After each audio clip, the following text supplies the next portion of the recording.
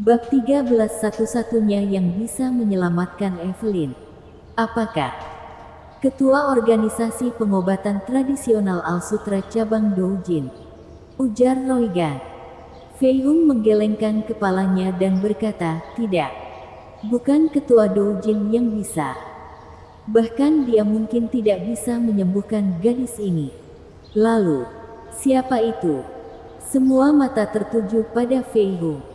Guruku, jawab Fei Hung. Gurumu. Semua orang terkejut. Ilmu medis Fei Hung di Doujin jelas merupakan posisi teratas. Belum pernah mendengar dia juga punya guru. Seberapa hebat seseorang yang bisa dianggap sebagai guru oleh Fei Hung? Guruku adalah dokter sakti yang sebenarnya. Di hadapannya, ilmu medisku tidak layak disebut. Kalian beruntung. Sebelum hari ini, tidak ada yang bisa menyembuhkan penyakit gadis ini. Tetapi jika guru bisa diajak untuk bertindak, aku bisa menjamin bahwa ada 90%. Tidak.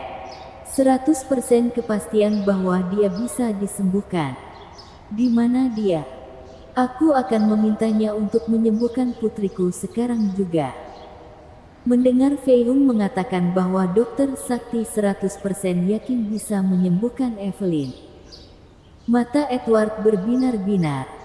Selama Evelyn bisa disembuhkan, dia bisa melakukan apa saja. Namun, Fei Hung menunjukkan ekspresi cemberut dan berkata, aku juga tidak tahu. Mendapatkan resep obat dari Devan. Fei Hung sangat senang bahkan lupa meminta nomor telepon Devan. Edward tidak pernah bermimpi bahwa dia baru saja mengusir satu-satunya orang yang bisa menyembuhkan Evelyn.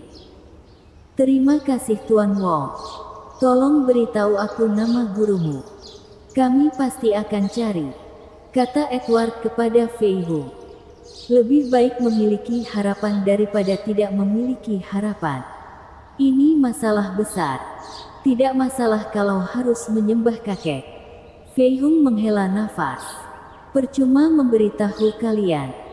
Baru saja Roigan menggunakan jarum raja neraka pada gadis ini. Dia mengalami reaksi balik. Meskipun aku sudah menstabilkan situasinya, itu hanya bisa ditunda sebentar. Paling-paling bisa bertahan 12 jam. Kecuali kalian bisa menemukan guruku dalam 12 jam. Jika tidak, tidak bisa diselamatkan. Mendengar kata-kata itu, Edward April seolah-olah disambar petir tiba-tiba. Begitu pula Evelyn. Sebelum hari ini, dia tidak peduli dengan hidup sama sekali. Jika tidak, dia tidak akan membuat keributan besar tentang pernikahan Nikita. Tapi sekarang, mengetahui bahwa Devan masih hidup, dia tentu saja tidak ingin mati. 12 jam terlalu singkat. Doujin sangat besar.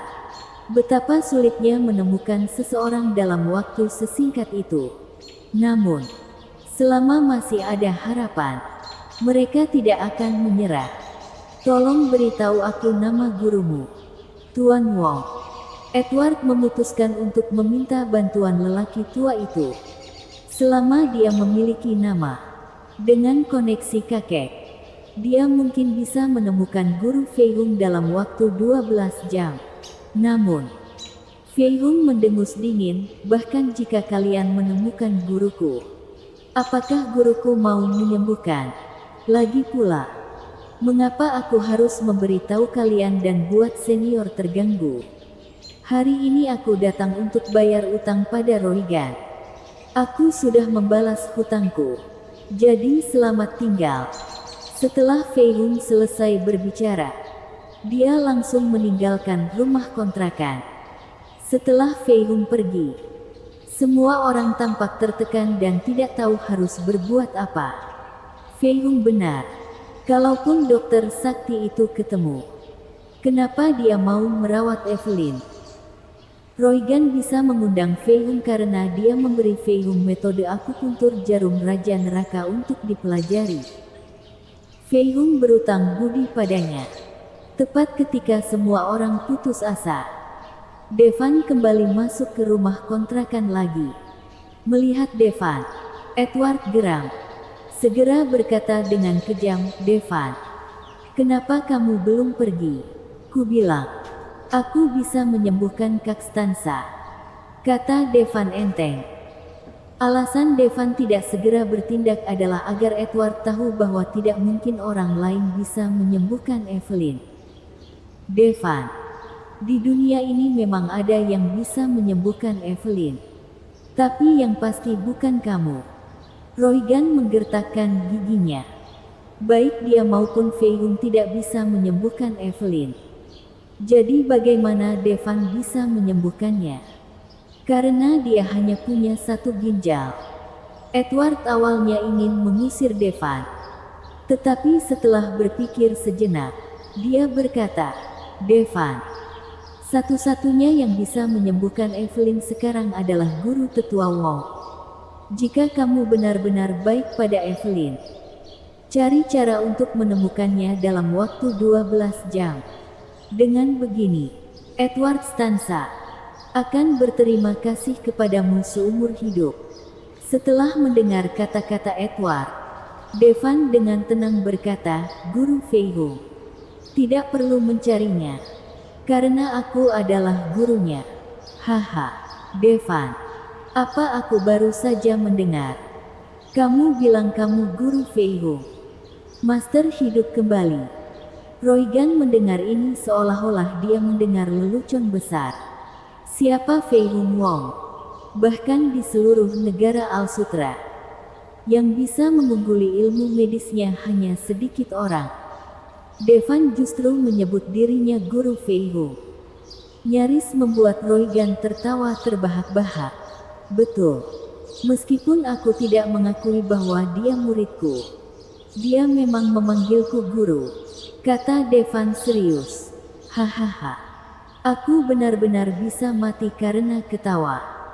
Jika kamu guru Fei-hung, aku bisa jadi ketua pusat organisasi pengobatan tradisional Al-Sutra."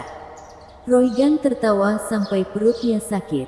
"Devan, kupikir Evelyn menyukaimu. Pasti ada sesuatu yang luar biasa tentangmu. Sekarang aku mengerti bahwa Evelyn pasti sudah ditipu oleh mulutmu. Devan, aku tahu. Kamu merasa berutang pada Evelyn dan ingin membalas Evelyn.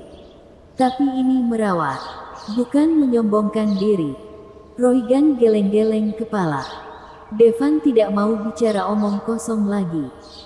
Dia berkata kepada Evelyn, "Kakstansa, apakah kamu percaya padaku?" "Aku yakin Devan. Ayah, Ibu, Devan tidak akan membohongiku." Evelyn mengangguk. Langsung berkata kepada orang tuanya, "Evelyn, apa kamu bodoh? Kamu masih bela dia?" Edward berang. "Bagaimana aku bisa melahirkan anak perempuan sepertimu?" kata April sambil menangis. Saat ini, sesuatu terjadi lagi pada tubuh Evelyn. Devan tahu bahwa tidak mungkin untuk menunda-nunda. Fei-hung berkata bahwa Evelyn masih bisa hidup selama 12 jam. Dia masih meremehkan kekuatan serangan balik dari jarum Raja Neraka. Faktanya, dalam kasus Evelyn, jika tidak ditangani, paling lama dalam 1 jam, dia akan mati. Devan segera mengeluarkan jarum emas 9 akhirat untuk merawat Evelyn. "Devan, aku tidak akan membiarkanmu memperlakukan Evelyn sembarangan." Roygan ingin menghentikan Devan. "Pergi." Devan juga marah. Jika Roygan tidak menggunakan jarum Raja Neraka pada Evelyn, situasi Evelyn tidak akan menjadi seburuk ini. "Devan, kamu bahkan bukan dokter. Aku melarang kamu merawat Evelyn." Edward mendorong Devan menjauh. Berkata dengan marah. Namun, saat ini, sesosok bergegas masuk ke rumah kontrakan. Melihat ke arah Devan dengan ekspresi terkejut, dia berkata, "Guru, ini benar-benar kamu." Bersambung.